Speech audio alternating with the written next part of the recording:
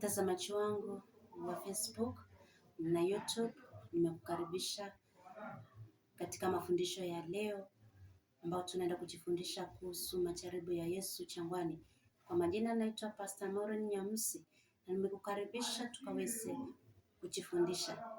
Tunapoanza kusoma katika kitabu cha Mathayo 4 mstari wa kwanza kuendelea, Biblia inatuelezea kuhusu majaribu ya Yesu. Najua ya kwamba utaweza niuliza ni kwa nini Yesu anaenda kujaribiwa ili hali yeye ni mwana wa Mungu? Kwa nini anaruhusu majaribu? Na Biblia inasema ya kwamba Roho wa Mungu ndiye aliyemuongoza. Mbona huyu Roho wa Mungu hakumkataza asiende kujaribiwa? Lakini lazima tutambue ya kwamba ni umuhimu wa majaribu ya Yesu Kristo. Ni kwa nini Yesu alikuja ili aweze kujaribiwa?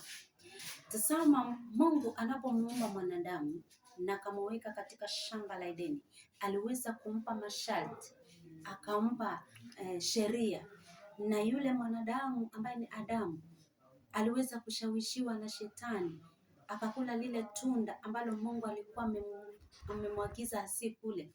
Na katika ile kuvunja sheria, kuvunja uhusiano na Mungu, Adamu hakumtii Mungu, uhusiano wake kati yake na Mungu ukakatika. Sasa mwanadamu uhusiano wake ukakatika na Mungu, mwanadamu akaendelea kutenda dhambi, na hivyo upendo ule wa Mungu kwa mwanadamu ukapungua. Ndiposa Mungu akamtuma mwanaye wa pekee Yesu Kristo ili aje duniani aishi kama mwanadamu, akule kama mwanadamu, ajaribiwe kama mwanadamu, ili akaweze kuwa kielelezo cha kutufundisha jinsi ambavyo tutakavyoweza kushinda majaribu. Basi tunasoma katika kitabu cha Mathayo 4 mstari wa kwanza kuendelea. Biblia inasema ya kwamba kisha Yesu akaongozwa na Roho Mtakatifu kuingia nyikani ili akajaribiwe na Ibilisi. Baada ya kufunga siku 40 mchana na usiku, hatimaye akaona njaa. Mjaribu akamkujia na kumwambia, kama wewe ndiye mwana wa Mungu, amuru mawe haya yawe mkate. Hili ndilo jaribu la kwanza ambalo shetani aliweza kumjaribu Mungu, ya kwamba kabadilishe jiwe liwe mkate akule. Ni kwa sababu gani? Maana alikuwa anajua Yesu ana njaa.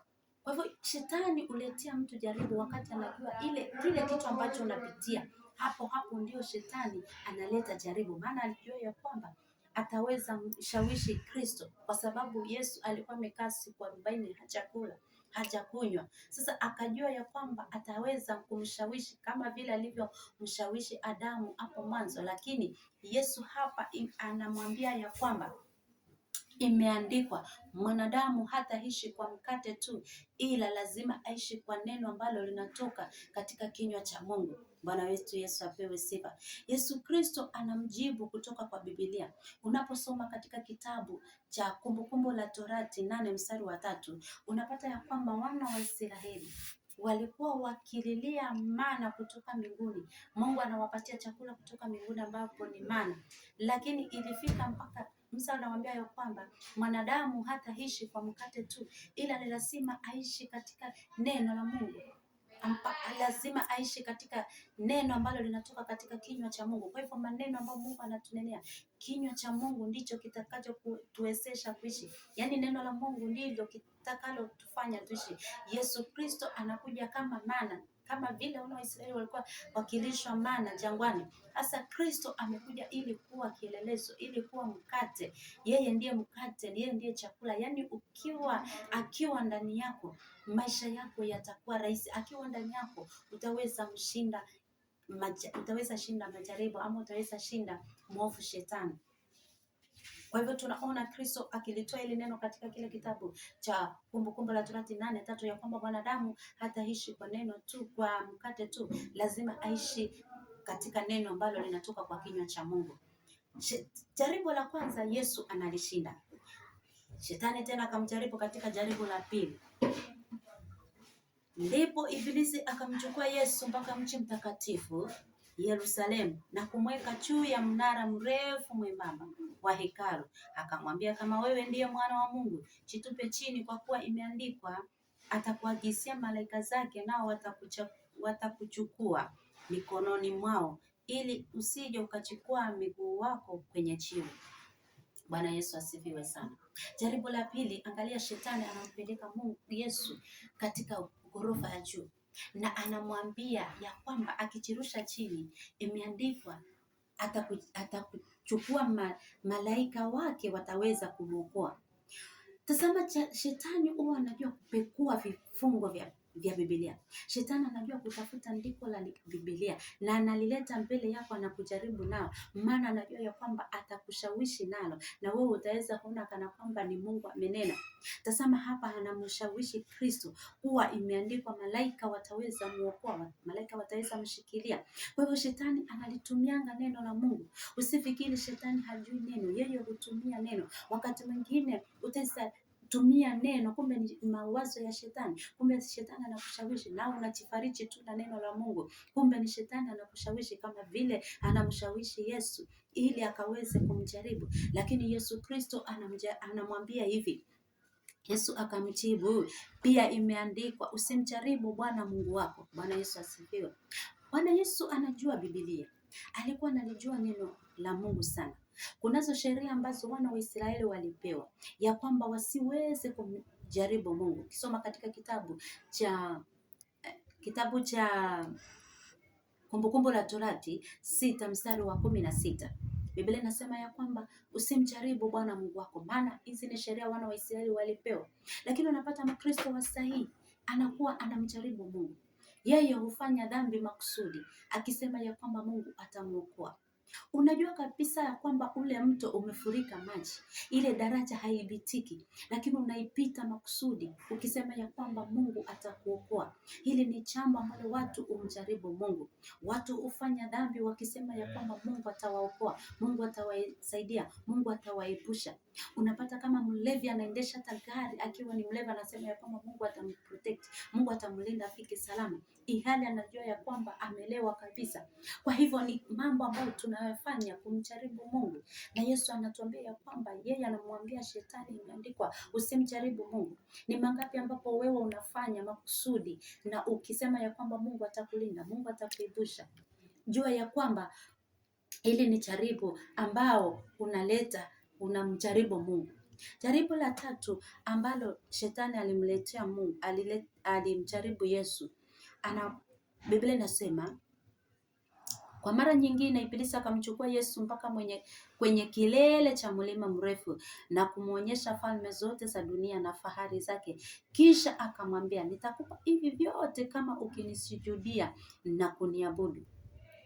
Lakini Yesu akasema, Yesu akamwambia, ondoka mbele yangu Shetani, kwa maana imeandikwa, utamwabudu Bwana Mungu wako na utamtumikia yeye peke yake. Bwana Yesu apewe sifa. Ili ni jaribu la tatu. Kumbuka shetani huwa analeta majaribu.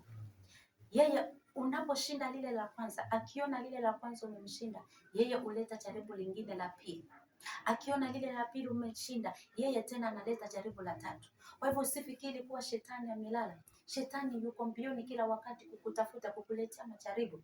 Kumbuka ya kwamba Yesu Kristo alikuwa ni mwombezi. Alikuwa ametoka kuomba tu. Kama vile unapata Mkristo ndiye ametoka kanisani, amejazwa na Roho, ameomba, amelisikiza neno, ameliweka moyoni, lakini anapotoka tu mlangoni wa kanisa, akifika mlangoni kwake anakutana na majaribu. Bwana yetu Yesu apewe sifa. Hata Yesu Kristo akitoka maombi, tazama kwa mfungo wa siku 40, lakini anakutana na Ibilisi na mjaribu. Anatueleza ya kwamba, anatufundisha ya kwamba majaribu yako kila wakati na kila saa. Si eti ya kwamba eti umeokoka, si eti ya kwamba wewe ni Mkristo, si eti ya kwamba unajua kuomba sana eti huwezi jaribiwa. Kristo anatuonyesha ya kwamba ndani ya majaribu, ndani ya maombi, ndani ya Ukristo wako, hapo ndipo kuna majaribu. Lakini Yesu amekuja kutuonyesha jinsi tutakavyoweza kushinda majaribu. Hata kama umeomba, hata kama wewe ni Mkristo, lazima ujaribiwe, na Yesu anatuonyesha jinsi gani tutaweza kushinda majaribu. Katika hili jaribu la pili, imefikia mpaka kipindi Kristo amechoka kabisa. Anamwambia shetani, toka mbele yangu. Inafika pia sisi wa Kristo tufike mahali tunamwambia shetani, enough is enough. Kwa yale yote ambayo ametujaribu, shetani umetujaribu kwa magonjwa, ametujaribu katika ndoa zetu, watu hawana amani, ametujaribu kwa mambo mengi, lakini kuna kipindi inafika useme enough is enough, na umkemee kama vile Yesu alimwambia, toka mbele yangu shetani, ondoka, maana imeandikwa, utamwabudu Mungu mwingine ila Mungu wa mbinguni peke yake, na yeye peke yake ndiye wa kuabudiwa. Hakuna Mungu mwingine wa kusujudia isipokuwa tu yeye Mungu peke yake. Tazama ni watu wangapi ambao wamesujudia miungu mingine, watu wameabudu miungu mingine, watu wameenda kwa waganga, wamejiwekea mailizi wakisema ya kwamba ni protection, kumbe huku ndio kuabudu miungu mingine. Unapata kama nchi yetu hivi, unapata watu wanaua wenzao, maana kiongozi fulani anaambia mtu, ua mtu ili ukaweze kupata cheo, ili nitakuinua, nitakupa pesa.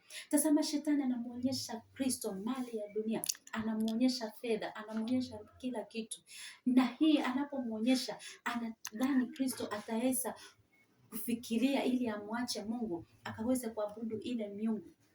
Watu wengi wameacha Mungu, wanaabudu miungu. Watu wengi wanatafuta pesa, wanatafuta mali ambayo si halali kwa ajili ya kwenda kwa waganga, kwa ajili ya kuabudu miungu mingine ili wapate mali, utajiri wa haraka. Wanamwacha Mungu wetu. Watu wanaua watu wa kwao. Unapata ndugu anaua ndugu yake, mtoto kijana anaua babake ama wazazi wake ili akaweze kupata mali. Hizi ni vitu vya dunia ambapo shetani anamuonyesha Kristo, lakini Kristo alimkemea akamwambia, ondoka, imeandikwa ya kwamba hatuwezi msujudia Mungu mwingine isipokuwa tu Mungu peke yake wa mbinguni.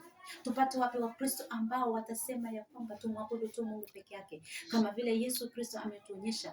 Usiue mwenzako, usiende kwa waganga eti unachekea ilisi ili biashara zako ziinuke, ili kuabudu miungu mingine, bali tukaweze kumwabudu Mungu tu. Kwa hivyo Mkristo mwenzangu, Biblia imetuonyesha ya kwamba, Yesu ametuonyesha ya kwamba jinsi ambavyo tutaweza kushinda majaribu kama yeye vile alishinda. Tazama, ametupatia kielelezo, ametumia neno la Mungu, ametumia nguvu za Roho Mtakatifu, maana aliongozwa na Roho. Alitumia neno la Mungu, akazibeba silaha za imani na nguvu za maombi, maana katika kitabu cha Waefeso 6 mlango wa 6 mstari wa 16 na 17, hizi silaha Yesu alizibeba. Alibeba silaha ya imani, akabeba silaha za maombi ili akaweza kumshinda shetani. Najua ya kwamba pia sisi tutakapozibeba hizi silaha za maombi tutaweza kumshinda shetani. Ningelipenda tuachie hapo. Kipindi kingine, mtazamaji wetu, tutaweza kujifundisha zaidi kuhusu jinsi ya kuyashinda majaribu, na mkaweze kubarikiwa sana.